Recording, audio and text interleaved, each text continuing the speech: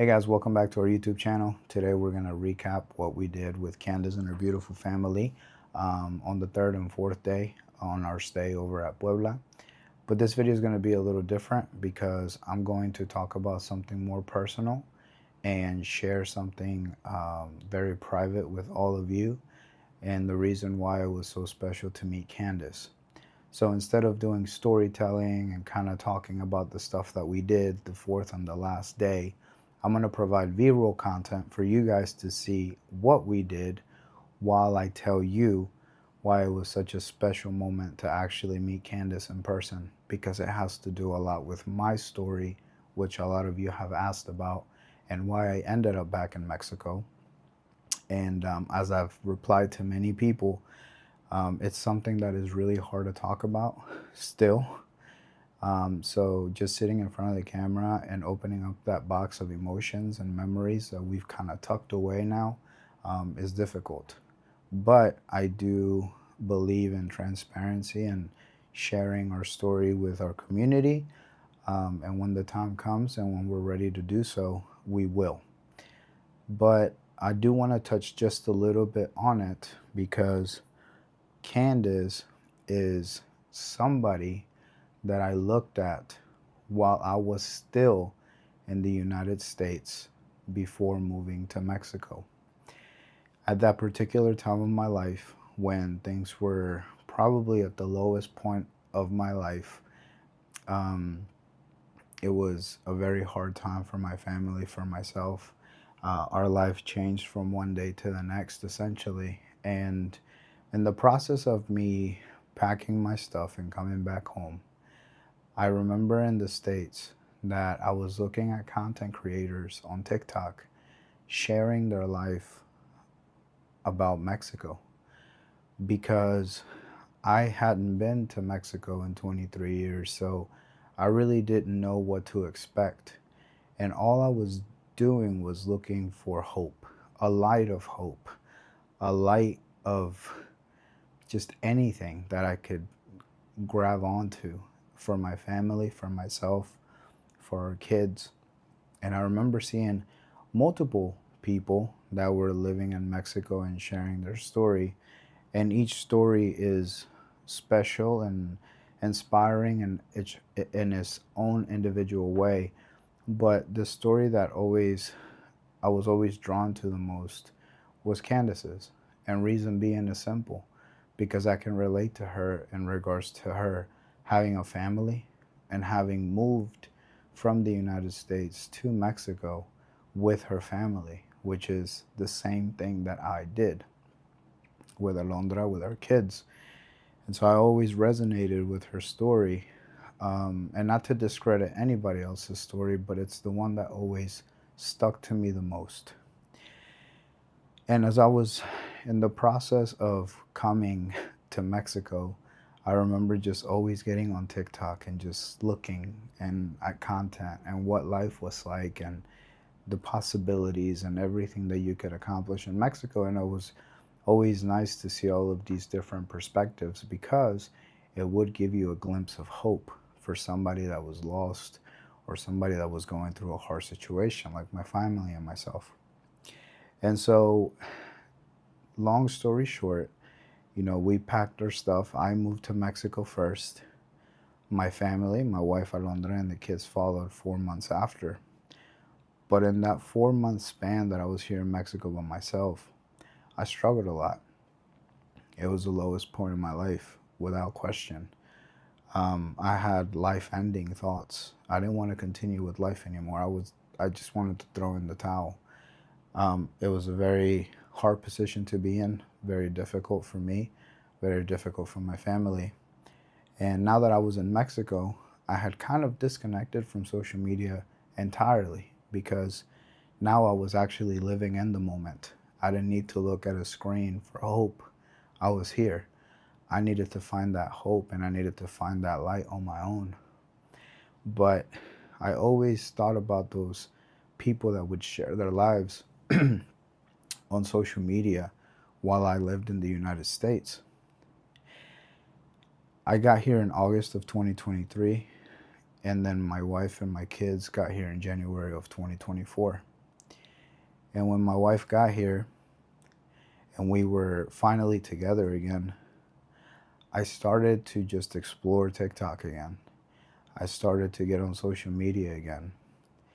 And I started to find these very same people that I had found in the United States, these content creators that had given me a glimpse of hope here in Mexico. And I remember it was around March or April of 2024. I sent DMs, personal direct messages, to all of the content creators that were sharing their journey here in Mexico. And I'm not going to say who, I'm not going to say names because they deserve the right to privacy. But now that I'm a content creator myself, I understand how your DMs get flooded and you just don't have time to answer. And I understand that and I respect that. But I do remember that I messaged 3 content creators that had already been living here in Mexico. And all 3 of them read my message and they never got back to me. This is before I was anybody on social media. I was still trying to find my footing here in Mexico. I was still trying to find my way through the struggles of relearning everything about our country. The 4th person that I remember that I never reached out to was Candace. And I never reached out to her because after reaching out to the first initial 3 people that were already here sharing their lives, I just saw it as they just don't have the time. They just don't have the time to get back to somebody. And that's fine. I'll just figure it out on my own. And I never reached out to Candace. I just kind of left it up in the air. But knowing what I know now and knowing the friendship that we have now, I know that I made a big mistake in not even trying or attempting, because at this point it's, who knows?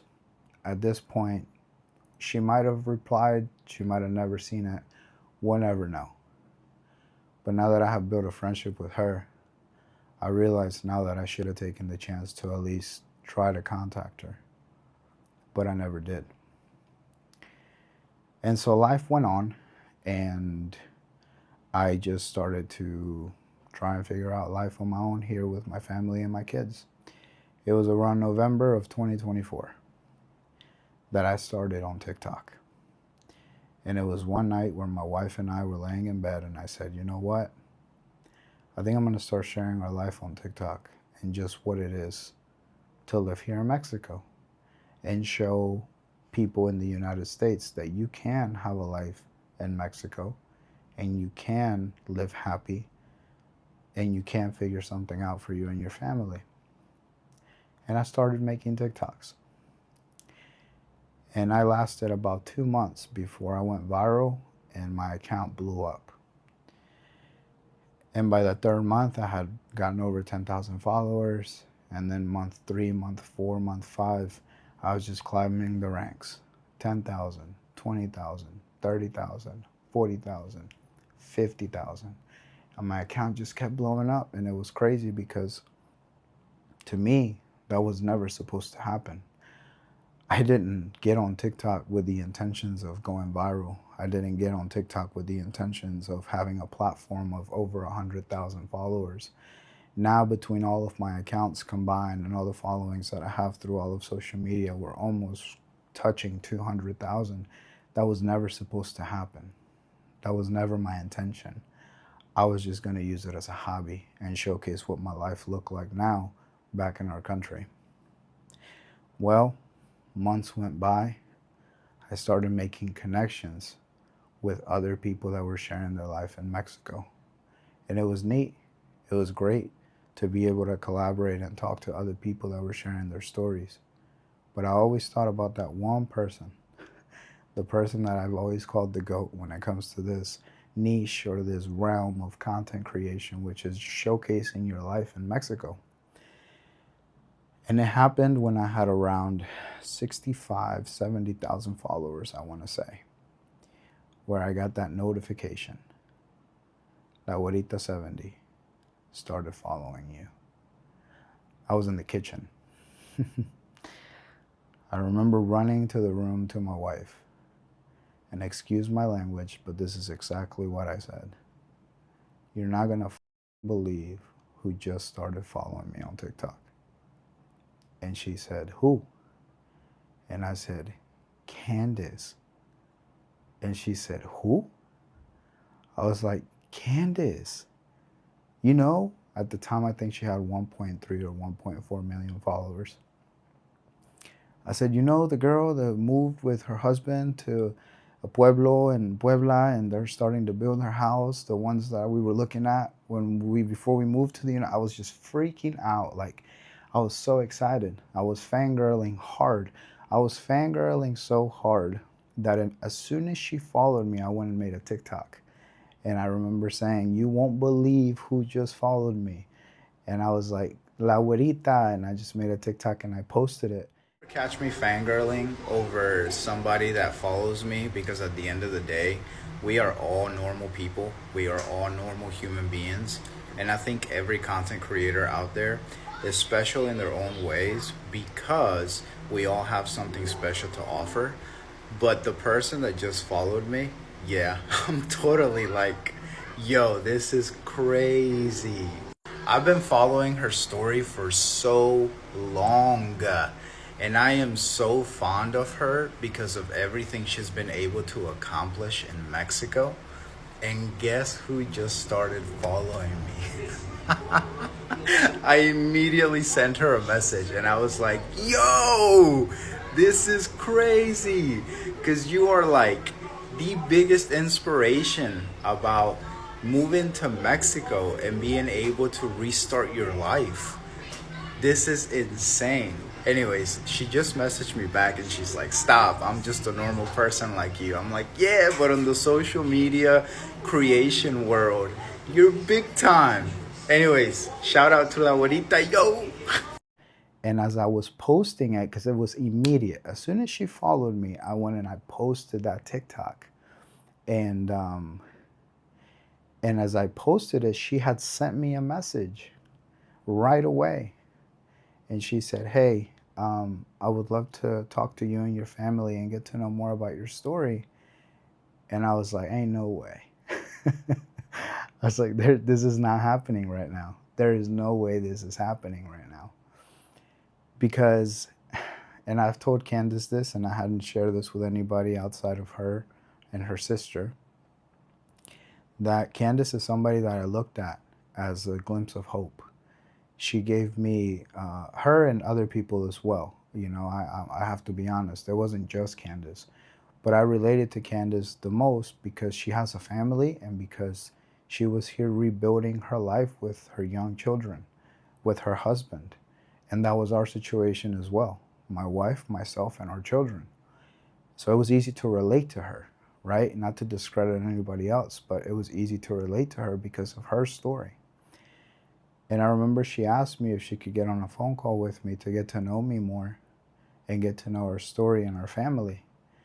And for me, that was a full circle moment because I said, what are the chances?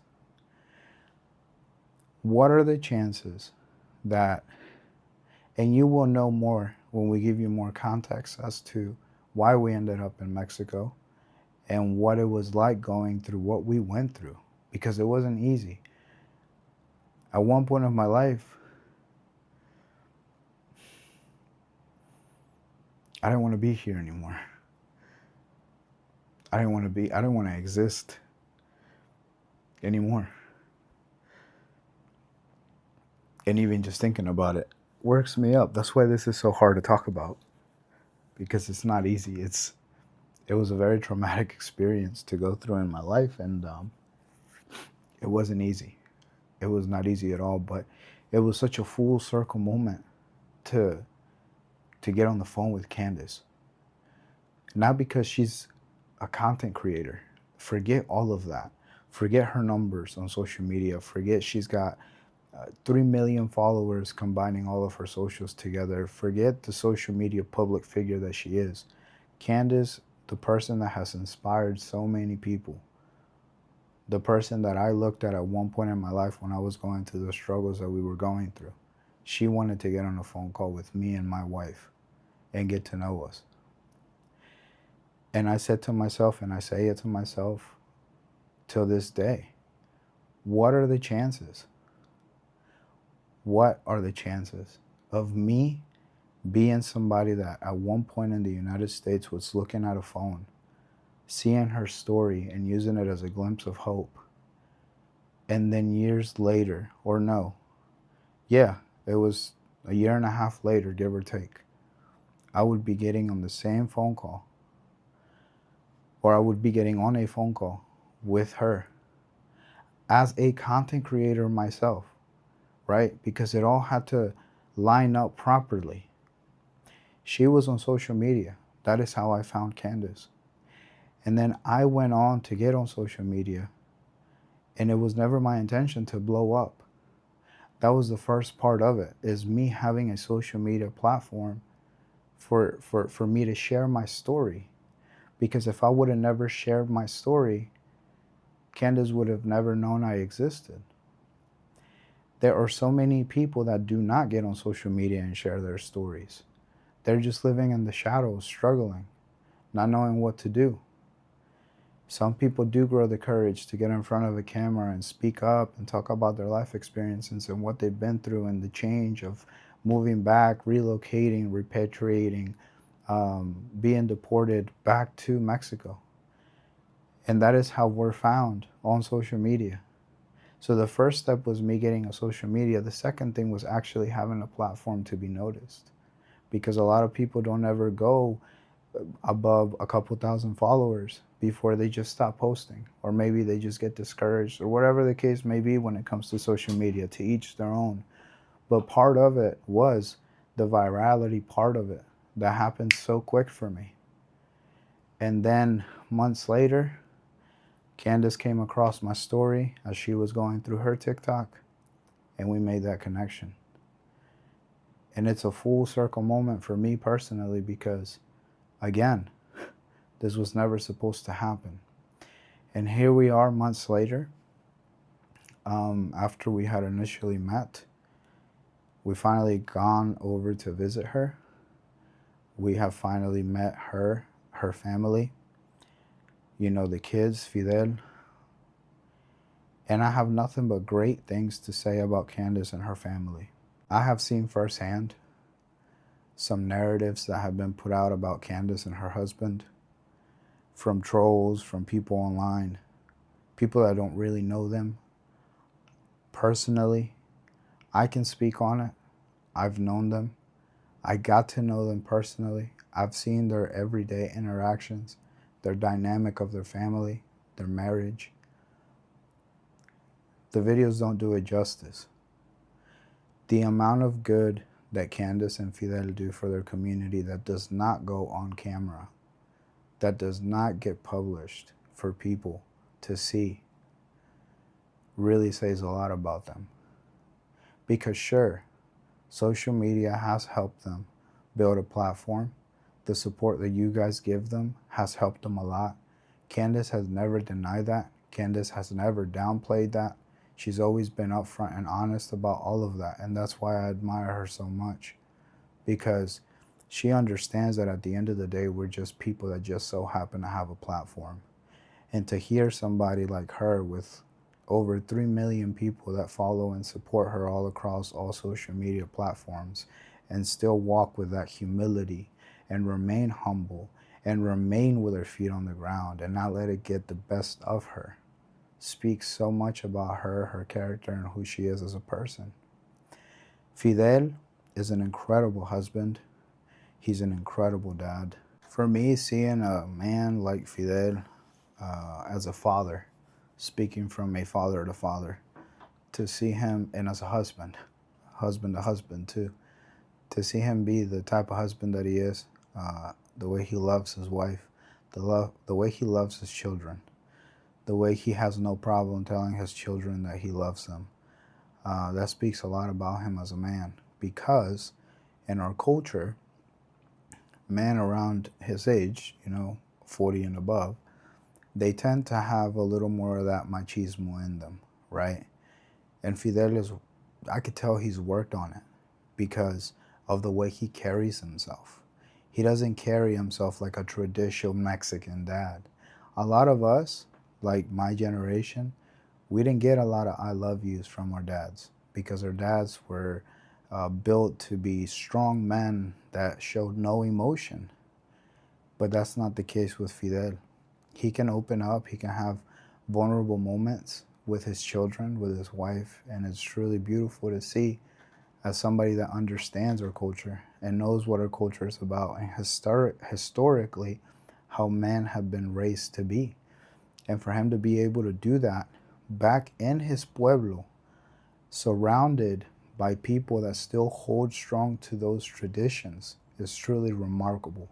It's admirable to see him open up and not be that way with his family. Everything that they have, they deserve. Everything. Nobody can ever take that from them. And they deserve it because good things happen to good people, as they say. And now they're building a beautiful family. They have a beautiful home.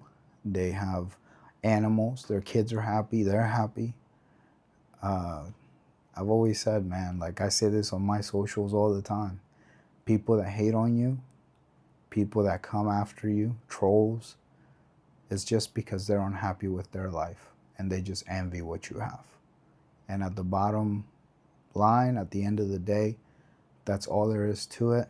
And that's why I tell Candace and she tells me and we talk about it.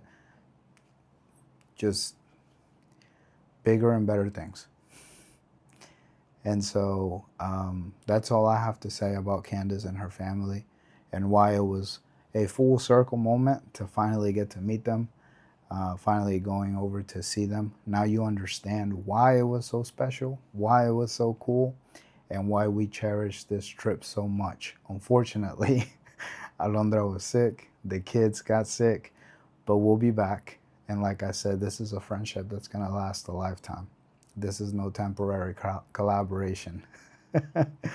And yes, as I already stated, I will go ahead and restate that we will talk about our story when we are ready to do so. Because as you can see, it's still hard to talk about it, even just thinking about what we went through. But as I always say, when we talk about it, we're going to address it because we want to do it out of respect for this community that we're building here, for all of your support. And once we address it, you are free to make your own opinions, your own assumptions, but we will move on from it. Because I'm a firm believer of looking at what's in front of you, continuing to walk forward, continuing to build your life, continuing to look for the positives in life and not dwell so much on the past, because marinating in what's happened already will only bring you down, and we don't want to do that anymore. On my TikTok account, I didn't go viral because I shared my story. As a matter of fact, I didn't share my story until I had 30,000 followers. I talked about it one time and that was it. Everything else I've built has been simply for just showcasing what our life looks like in Mexico and not throwing my story out there every other day for people to hear. So that's what I'm gonna do here. I will talk about it. I will address it one time. And then I don't want to sound like a broken record talking about it over and over again. So I will always refer people to that video when we do talk about it. And then we're going to move on. So that wraps this episode up. I know that you guys are probably ready to see more of our city, more of our family, doing our outings and what we do around here. And that's what we will do moving forward. And I'll take some time before we show you the trip of Mexico City, which was the second part of this trip. But for now, we're going to go back to giving you more vlogs of our family and what we do around here. So once again, as always, guys, thank you for the endless support, for all the kind words, for all the engagement, for all the comments. I hope that you enjoy our content. I hope to see you subscribe. I hope to see you turn on the notifications so you're always there first to show us support and continue to make this platform and this community grow, and looking forward to what's to come. So You guys have a wonderful night. And once again, from the bottom of my heart, Alondra's behalf too, I'm doing this at 12 o'clock at night. She's already sleeping, but I will post it in the afternoon. So I will say, have a great rest of your night.